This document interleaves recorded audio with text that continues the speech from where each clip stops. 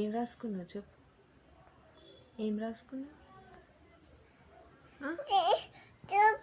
నువ్వేం రాసుకున్నావు? ఇంకా చూపి, ఇట్లా చూపి.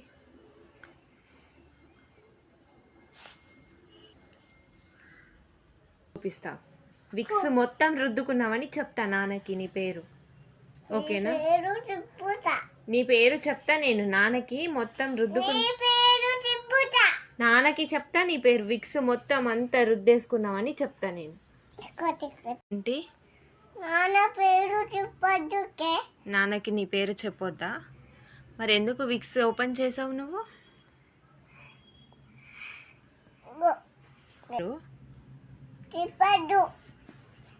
చెప్తా, ఒకసారి చెప్తా, ఓకే? నాన్నకి చెప్పొద్దా? ఎందుకు చెప్పొద్దు?